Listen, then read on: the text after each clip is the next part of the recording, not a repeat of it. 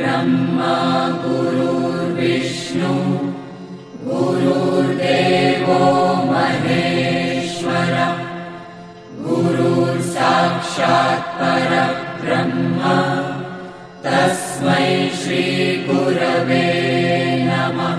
गुरुर्ब्रह्मा गुरुर्विष्णु गुरुर्देवो महेश्वर गुरुर्साक्षात् परब्रह्म तस्मै श्री गुरवे नमः। गुरुर्ब्रह्मा गुरुर्विष्णु गुरुर्देवो महेश्वर गुरुर्साक्षात् परब्रह्म तस्मै श्री गुरवे नमः।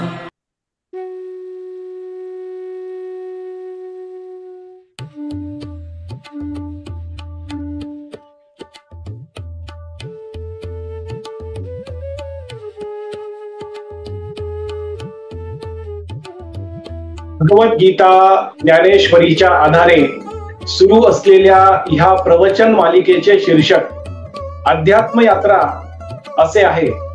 अध्यात्म यात्रेचे आजचे हे 167वे प्रवचन पुष्प आहे।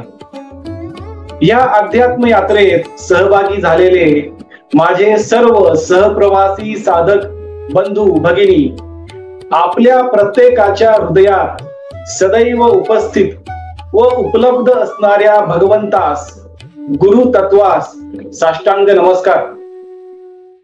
ही प्रवचन मालिका भगवान श्रीकृष्ण प्रभू श्री राम संत ज्ञानेश्वर माऊली व सद्गुरु श्री ब्रह्मचैतन्य गोंदवलेकर महाराजांच्या कृपेने आशीर्वादाने इच्छेने आधाराने व फक्त त्या सर्वांच्याच कर्तृत्वाने सुरू आहे।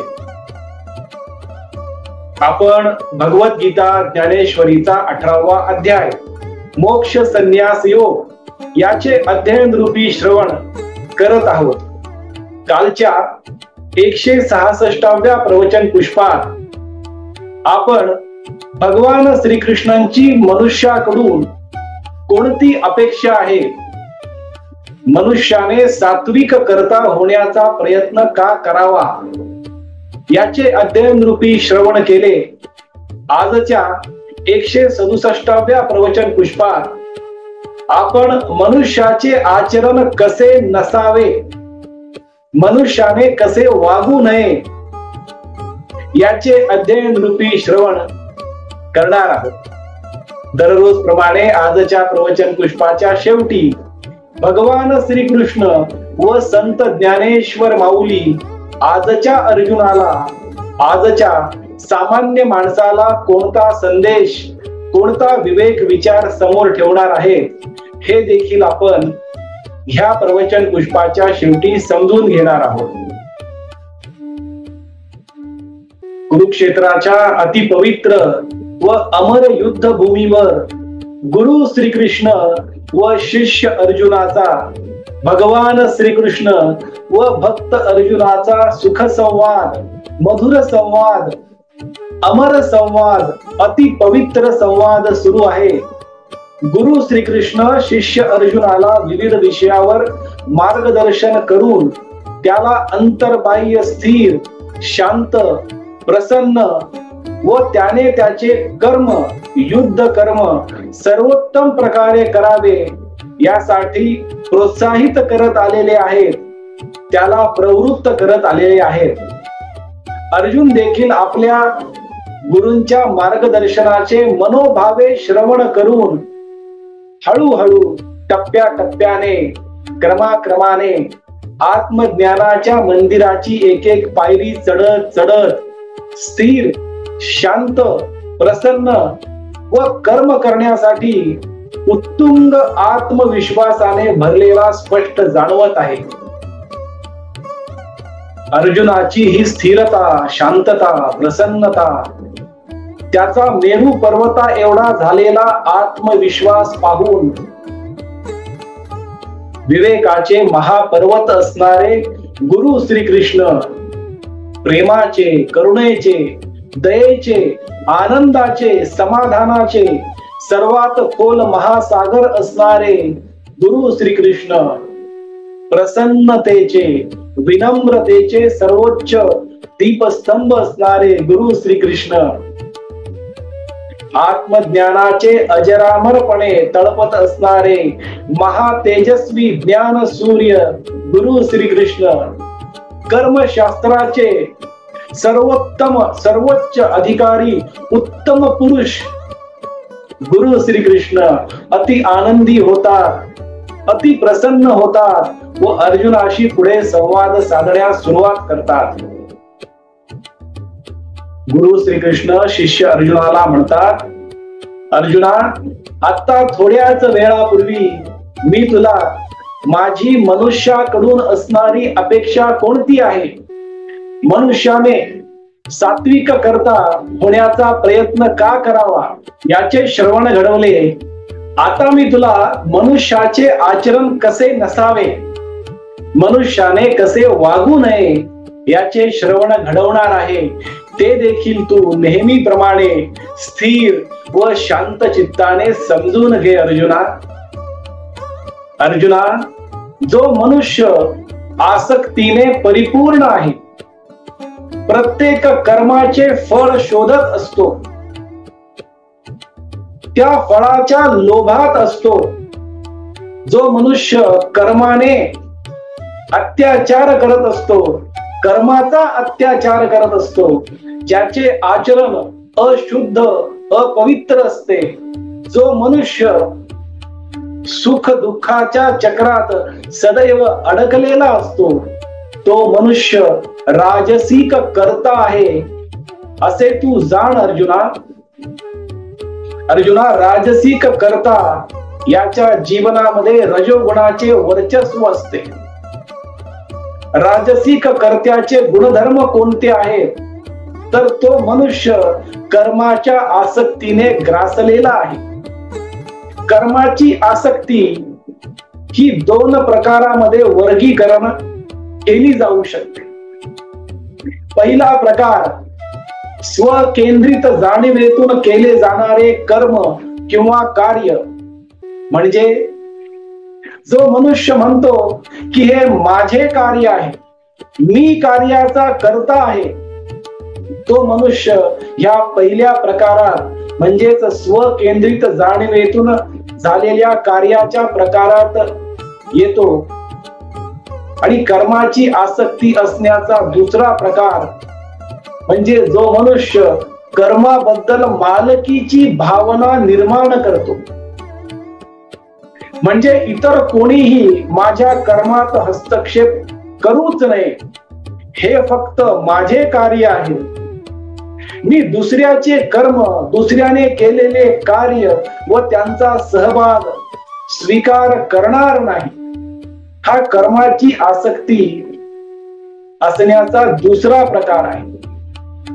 राजसिक करता त्याचे जीवन मी, माझे, मला या तीन शब्दाच्या जाणीवेच्या आधारे करत असतो.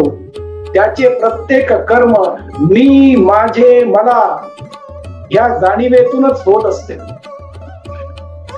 स्वतःच्या कामाबद्दल आसक्ती असणारा, स्वकेंद्रित असणारा, इतरांच्या कामात सहभाग न घेणारा, दुसऱ्यांना आपल्या कर्मात सहभाग करू न देणारा, असा हा राजसिक कर्ता असतो. हा राजसिक कर्ता याचे विविध उदाहरणाद्वारे आपल्याला समजून घ्यावे लागेल. राजसिक कर्ता हा कोणत्याही संस्थेच्या वाढीसाठी, वृद्धीसाठी अतिशय अडकाठी आणणारा असतो. कोणत्याही संस्थेची, कौटुंबिक संस्था असो, व्यावहारिक संस्था असो, कोणतीही संस्था असो, त्या संस्थेची वृद्धी यात अडकाठी आणणारा हा राजसिक कर्ता असतो.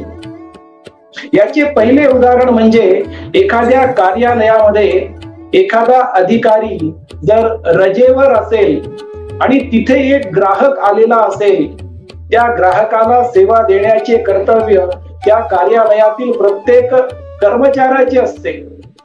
पण जो अधिकारी रजेवर आहे त्या अधिकाऱ्याकडे तो ग्राहक गेलेला असेल आणि तो रजेवर गेल्यामुळे त्याच्या बाजूच्या टेबलवर असणाऱ्या अधिकाऱ्याकडे जर तो ग्राहक गेला आणि त्या अधिकाऱ्याने जर असे उत्तर दिले की हे काम माझे नाही, हे काम त्या रजेवर गेलेल्या अधिकाऱ्याचे आहे, तुम्ही परत या आणि त्यालाच भेटा, हे काम मी करणार नाही, असा भाव, अशा प्रकारची वृत्ती ज्या मनुष्याची असते, ज्या अधिकाऱ्याची असते, तो राजसिक कर्म करत आहे, तो राजसिक करता आहे आणि त्याच्यावर रजोगुणाचा वर्चस्व आहे असे तू नक्की समज अर्जुना.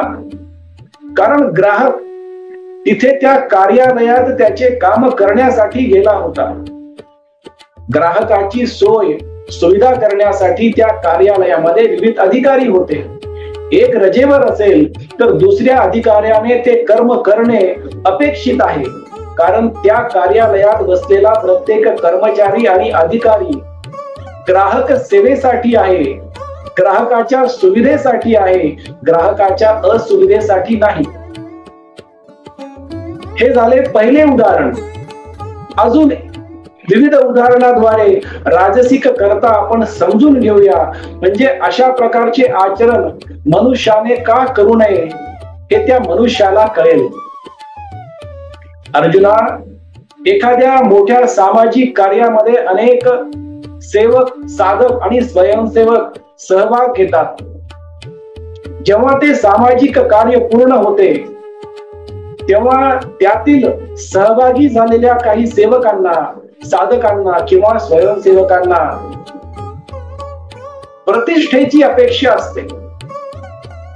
कार्य पूर्ण झाल्यानंतर जर एखाद्या स्वयंसेवकाला असे वाटत असेल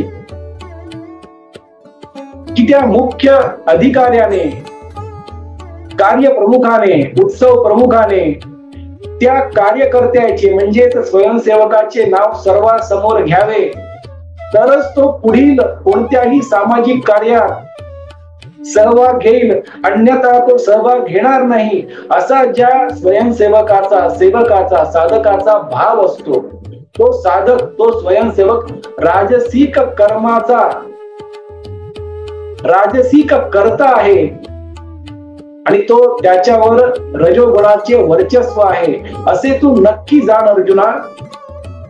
कारण त्या स्वयंसेवकाला जर त्या कार्यातून प्रतिष्ठा मिळाली नाही, प्रसिद्धी मिळाली नाही, वाहवा मिळाली नाही, तर तो राजसिक करता पुढील सामाजिक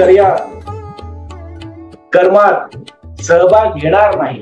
असा हा राजसिक करता कोणत्या ना कोणत्या लोभाच्या साठी, स्वार्थासाठी, फळ मिळण्याच्या उद्देशासाठी, अपेक्षासाठी, आकांक्षासाठी तो कर्म करत असतो अर्जुना.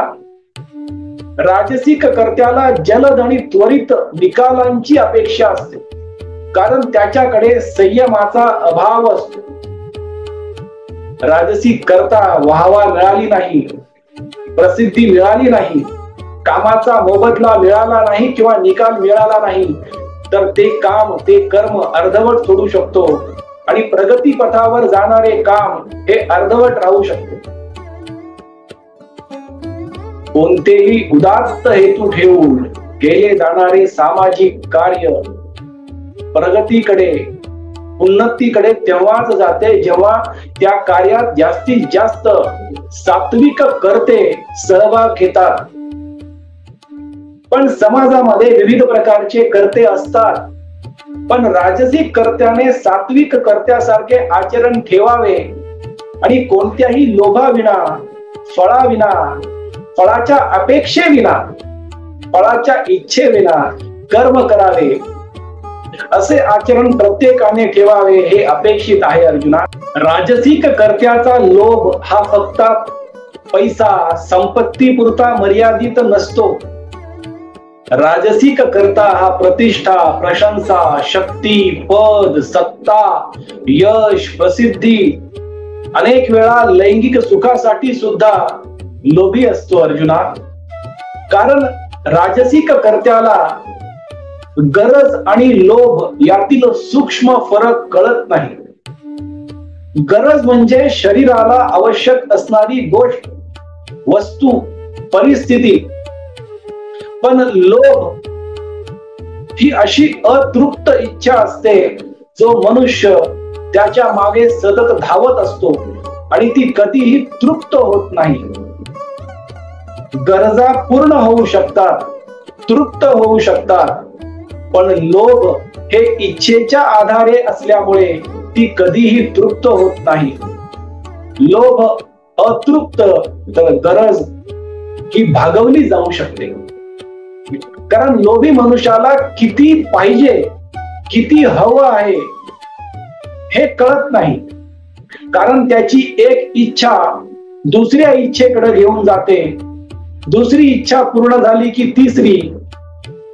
अशा या इच्छाच्या चक्रामध्ये तो लोभी मनुष्य राजसिक करता सदैव गुंतलेला असतो. अर्जुना, न संपणाऱ्या इच्छांच्या दुष्ट चक्रात हा लोभी मनुष्य गुंतलेला असतो.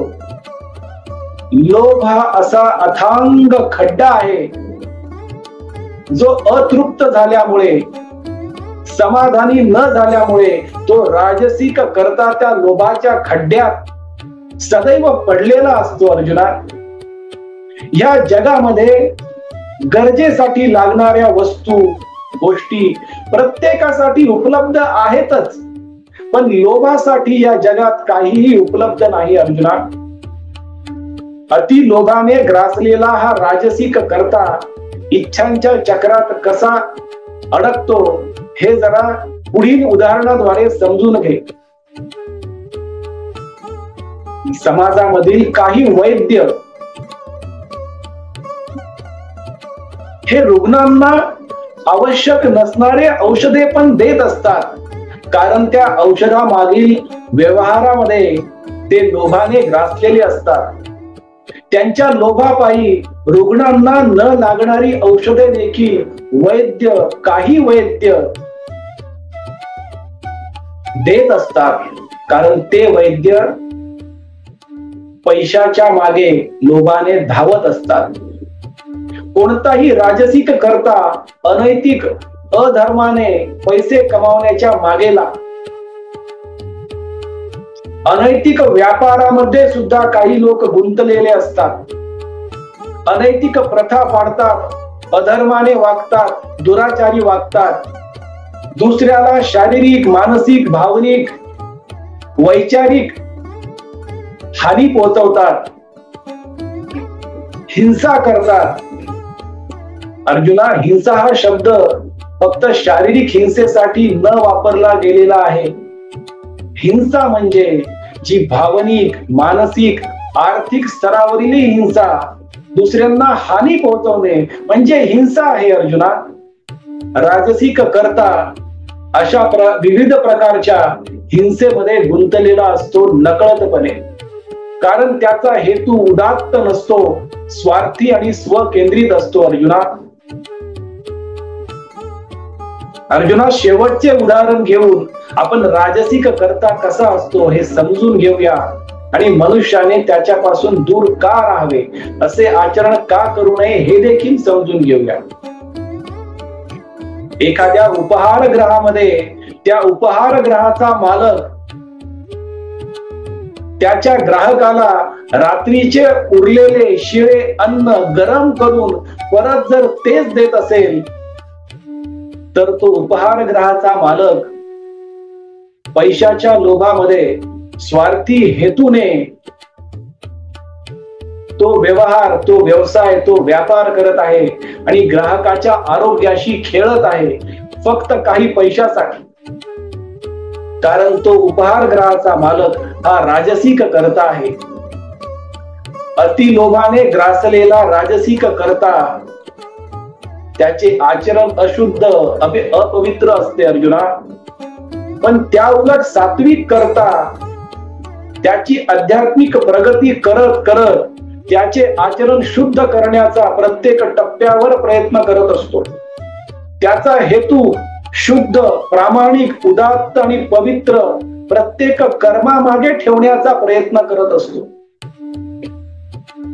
पण राजसिक करता हा पैसा, संपत्ती, सोने नाणे, सत्ता, प्रसिद्धी, प्रतिष्ठा, ज्ञान, लैंगिक सुख ह्या सर्व प्रकारच्या भौतिक सुखांच्या मागे लागून लोभाने ग्रासलेला असल्यामुळे त्याचे आचरण अशुद्ध असते अर्जुना. त्याचा हेतू उदात्त नसतो. राजसिक करता हा अति महत्वाकांक्षी असतो आणि त्याला प्रत्येक कर्मानंतर त्वरित आणि जलद परिणाम हवा असतो, निकाल हवा असतो, कारण त्याची इच्छा स्वकेंद्रित असते. असा हा राजसिक करता कधी सुखाच्या तर कधी दुःखाच्या चक्रात अडकलेला असतो, नैराश्याने, दुःखाने, वेदनेने ग्रासलेला असतो. राजसिक कर्त्याचे सर्वात मोठे नुकसान म्हणजे तो त्याच्या अमर्याद स्वतःला कधी ओळखूच शकत नाही, कारण तो स्वकेंद्रित मर्यादित स्वतःच्या भोवतीच त्याचे जीवन जगत असतो अर्जुना. हे सर्वात मोठे नुकसान राजसिक कर्त्याचे आहे, कारण त्याच्या जीवनामध्ये द्वैत निर्माण झालेले असते. राजसिक कर्त्याच्याही खालचा स्तर म्हणजे तामसिक कर्ता आहे अर्जुना. तामसिक कर्ता हा धार्मिकता नसलेला, आत्मसंयम नसलेला, असंस्कृत, अहंकारी, कपटी, इतरांची उपजीविका, सत्ता, पैसा हिरावून घेण्यास प्रवृत्त झालेला, आळशी, नैराश्याने ग्रासलेला, कामात दिरंगाई करणारा, अत्यंत आळशी असा हा तामसिक कर्ता असतो अर्जुना. तामसिक कर्ता हा अनुशासनहीन जीवन जगत असतो. तामसिक कर्ता हा नकारात्मक ध्येयांनी आणि ध्यासांनी ग्रासलेला असतो. तामसिक कर्ता हा व्यसनात बुडालेला, पशु समान जगणारा मनुष्य असतो. त्याला विविध प्रकारचे व्यसन लागलेले असतात. व्यसनामुळे तामसिक कर्ता हे त्याचे निर्धारित कर्तव्ये, नियत कर्मे, अपरिहार्य कर्मे सोडून दिलेला असतो. तामसिक कर्ता मूलभूत शिष्टाचार पाळत नाही. त्याच्या जीवनामध्ये सदाचरणाचा पूर्ण अभाव असतो. त्याला कोणाबद्दलही सहानुभूती नसते, संवेदनशीलता नसते, आणि असली तरी दाखवायची नसते. त्याचे वर्तन असभ्य असते. तामसिक कर्ता हा विचारांनी खूप हट्टी असतो आणि आचरणामध्ये देखील खूप हट्टी आणि स्वार्थी असतो. त्याचा विचार स्वकेंद्रित, मर्यादित, ढगाळ असतो. त्याच्या संकल्पना खंडित असतात. तो त्याच्या अमर्यादित स्वतःला जाणण्याचा साधा प्रयत्न देखील करत नाही.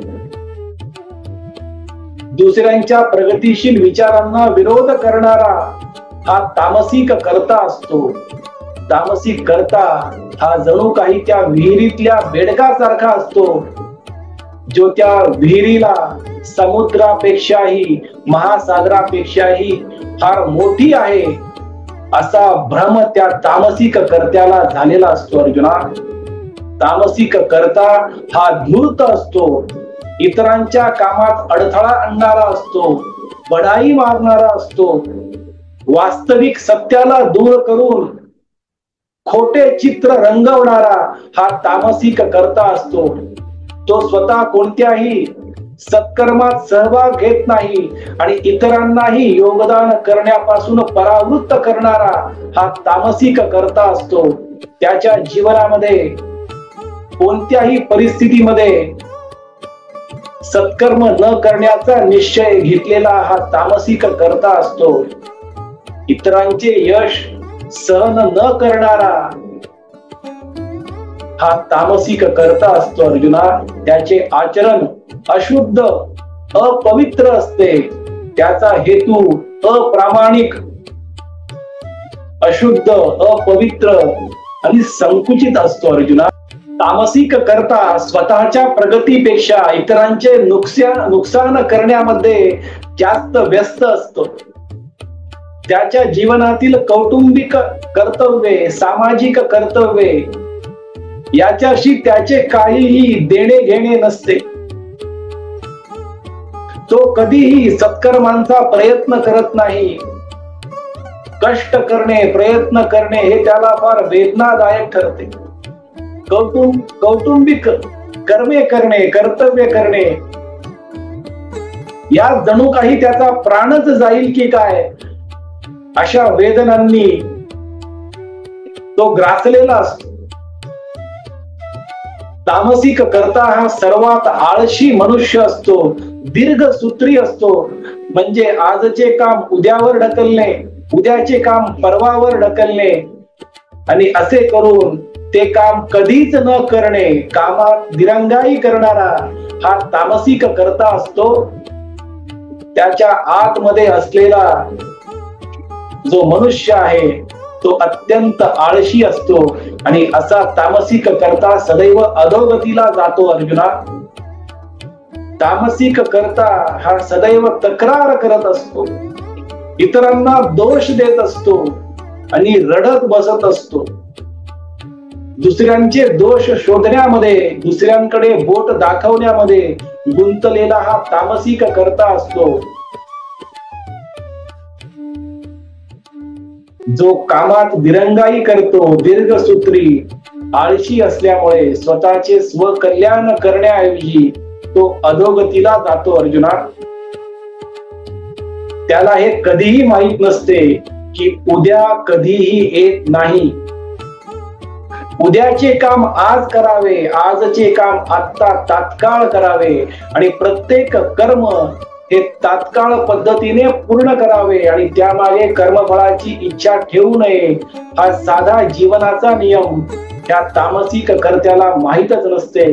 कारण तो कर्म करतच नाही, आळशीपणामध्ये संपूर्ण जीवन वाया घालवतो आणि जीवन जे त्याला मी दिलेले आहे त्याचे कल्याण करण्याऐवजी तो स्वतःचा आत्मघात करून घेतो. अर्जुना, अशा प्रकारचा हा तामसिक कर्ता असतो. अर्जुना, तुझे जीवन सात्विकतेच्या आधारे, सदाचाराच्या आधारे, सद्गुणांच्या आधारे जगत आलेला आहेस. तुझ्यामध्ये दैवी सद्गुण आहे. तू तुझे कर्म आतापर्यंत सद्गुणांच्या, सात्विकतेच्या, सदाचाराच्या आधारे करत आलेला आहेस. अर्जुना, ह्या कुरुक्षेत्राच्या रणांगणावर काही क्षणासाठी तुझा भावनिक असमतोल झाला होता. तुझे मानसिक धैर्य ढळले होते. पण अर्जुना, त्यातून तू आता पूर्णपणे बाहेर पडलेला आहेस. तू नेहमीप्रमाणे आत्मविश्वासाने शुद्ध, प्रामाणिक, पवित्र हेतूने ग्रासलेला आहेस. अर्जुना, तुझ्या समोर पडलेले हे शस्त्र उचल, आत्मविश्वासाने उभा राहा आणि तुझे नियत कर्म, स्वकर्म, युद्ध कर्म त्या सात्विक कर्त्याप्रमाणे, नेहमीप्रमाणे आत्मविश्वासाने कर. अर्जुना, तू माझा परमभक्त आहेस, परमशिष्य आहेस. हे पहा, तुझ्या मागे कुरुक्षेत्राच्या रणांगणावर मी तुझ्या समोर तुझा सारथी, तुझा चाकर म्हणून उपस्थित आहे. अर्जुना, तू मला कधी तुझा गुरु मानतोस, कधी भगवंत मानतोस, कधी नातलग मानतोस, कधी मित्र मानतोस, कधी सखा मानतोस. पण या कुरुक्षेत्राच्या रणांगणावर मी तुझ्या सारथीच्या भूमिकेमध्ये आहे. अर्जुना, कारण तू सद्गुणी, सात्विक, सदाचारी कर्ता आहेस. अशा सात्विक कर्त्याच्या प्रेमात पडणे, त्याचे संरक्षण करणे, त्याला काय हवे नको ते पाहणे हे माझे कर्तव्य आहे. अर्जुना, म्हणून मी वेगवेगळ्या ठिकाणी, वेगवेगळ्या भूमिकेमध्ये उपस्थित असतो. माझ्या परम भक्ताला, माझ्या परम शिष्याला कधीही काहीही कमी पडू नये, त्याचे संरक्षण व्हावे ह्यासाठी त्याच्या मागे पुढे मी सदैव वेगवेगळ्या भूमिकेमध्ये उपस्थित असतो. अर्जुना उठ, उभा राहा. आत्मविश्वासाने नेहमीप्रमाणे तुझे युद्ध कर्म सात्विकतेच्या आधारे कर अर्जुना. अशा प्रकारचे मार्गदर्शन गुरु श्रीकृष्ण द्वापार युगातील अर्जुनाला करत आहेत. आजच्या अर्जुनाला, आजच्या सामान्य माणसाला गुरु श्रीकृष्ण व संत ज्ञानेश्वर माऊली हाच संदेश, हाच विवेक विचार समोर ठेवत आहे की प्रत्येक मनुष्याने त्याच्यातील असलेल्या तमोगुणाच्या वर्चस्वाला हळूहळू कमी करून रजोगुणाकडे जावे. रजोगुणाचेही वर्चस्व पूर्णपणे कमी करून सत्व गुणाकडे जावे. सात्विक कर्म करावे आणि त्या भगवंताला, भगवान श्रीकृष्णांना आणि संत ज्ञानेश्वर माऊलींना अपेक्षित असणारे सात्विक कर्म सात्विक कर्त्याप्रमाणे करावे आणि मर्यादित स्वतःपासून अमर्यादित स्वतःला ओळखावे आणि प्रत्येक कर्मफळाच्या इच्छेचा त्याग करून आलेले कर्मफळ भगवंताच्या, गुरूंच्या, आई वडिलांच्या चरणी अर्पण करून प्रत्येक कर्म सात्विकतेच्या आधारे करावे. शुद्ध चेतनेकडे उन्नत व्हावे, शुद्ध चेतनेकडे जावे, तिथे स्थित होऊन प्रत्येक कर्म करावे. ही भगवान श्रीकृष्णांची आणि संत ज्ञानेश्वर माऊलींची आजच्या अर्जुनाकडून अपेक्षा आहे. आणि हाच संदेश ह्या प्रवचन पुष्पातून भगवान श्रीकृष्ण व संत ज्ञानेश्वर माऊली आजच्या अर्जुनाला देत आहेत. आपण भगवद्गीता ज्ञानेश्वरीचा 18वा अध्याय मोक्ष संन्यास योग याचे अध्ययन रूपी श्रवण करत आहोत. उद्याच्या 168व्या प्रवचन पुष्पात आपण सात्विक बुद्धी म्हणजे काय, सात्विक बुद्धीचे अनन्य साधारण महत्व मनुष्याच्या जीवनामध्ये कसे आहे, त्याचे फायदे कोणते आहेत याचे श्रवण आपण उद्याच्या 168व्या प्रवचन पुष्पात करणार आहोत. आपण सर्वांनी आज परत एकदा वाणी सेवा करण्याची संधी व सौभाग्य दिले त्याबद्दल आपला आजन्म ऋणी व कृतज्ञ राहील. आजची झालेली वाणी सेवा भगवान श्रीकृष्ण, प्रभू श्री राम व संत ज्ञानेश्वर माऊलींच्या चरणी, सद्गुरु श्री ब्रह्मचैतन्य गोंदवलेकर महाराजांच्या पवित्र पादुकावर व आई वडिलांच्या चरण कमलावर मनोभावे अर्पण करूया.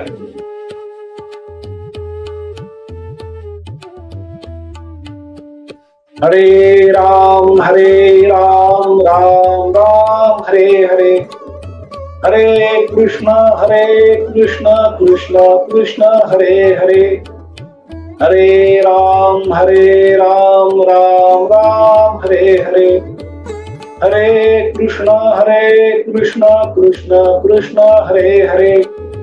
सद्गुरुनाथ महाराज की जय.